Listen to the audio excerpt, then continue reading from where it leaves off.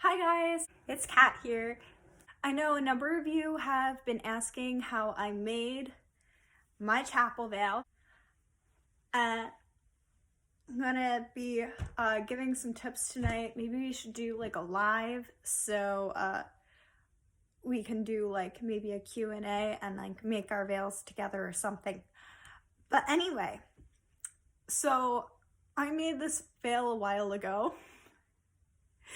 I don't know why I keep doing that. I think I measured it out. It's 28 by 40 inches, which means before hemming it was probably about 30 by 42, just because I kind of wanted it long.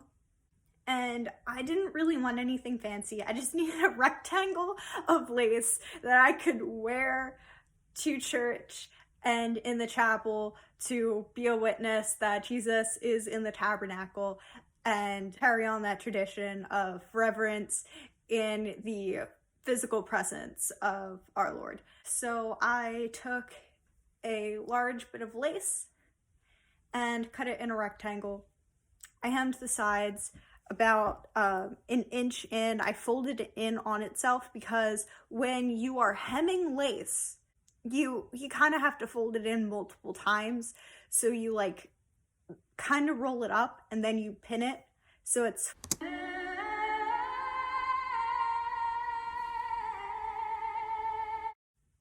and then you weave your thread through so it's closed so it doesn't start fraying. That's really all you're doing. It doesn't have to look that pretty. I mean, I'm not the best seamstress, but here's the inside seam. And here's the outside seam. If you can just weave in and out in a more even pattern, you'll probably have a decent hem. I personally, the way I did it was I had a smaller hem on the top and a wider hem on the sides. I don't know, I just liked the look of that. And it's also easy for me to tell, like when I'm picking it up, what's the side and which side's the short side and which side's the long side, if you know what I mean. I don't know.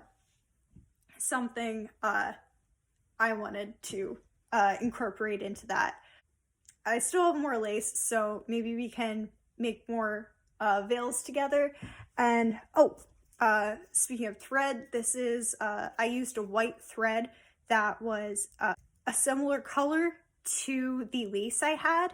It's also thicker, and I think that might be nicer, especially when you're weaving in and out, so it's not gonna break on you. I think any type of needle you have will be sufficient for that, as long as you can get your thread through it. And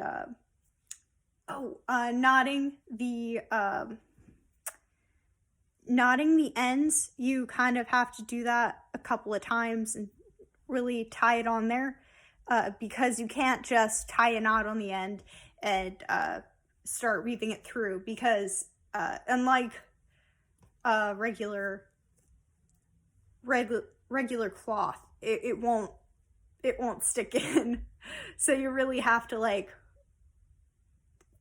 knot it in there. For reference, here's a visual of what I'm talking about. You basically weave your thread through the lace and tie a knot on the lace, and you have your secured knot for hemming your lace. The only thing I would do to improve this would probably be a comb, so it actually stays on your head. Because right now, during Mass, I find that I am like constantly pulling it back onto my head and then having it slowly slip off, and then I have to get it back on my head, which is annoying. And I heard someone had a comb on their veil, and I'm like, that is genius. I need to add that to my veil. I do not have a comb yet, but I wish to add that as well. Also, I wanted to say another thing, that while I was making my chapel veil, I used it as a time of prayer to meditate on really the true presence in the tabernacle and why we wear veils in the first place. And I also wanted to mention that while you're wearing your veil, you are an outward sign that the Eucharist is in the tabernacle, and you are kind of acting as another version of the red candle or light they have in the chapel.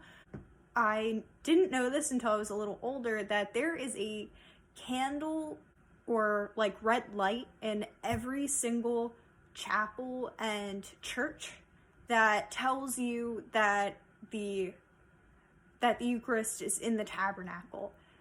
And you'll see it. It's like one of those things you don't notice until someone points it out, and then you'll always remember it and you'll always see it. And the only time that's not burning or on is on Good Friday, when the hosts and Eucharist are taken out of the tabernacle into another place, when they, leave the tabernacle open on Good Friday.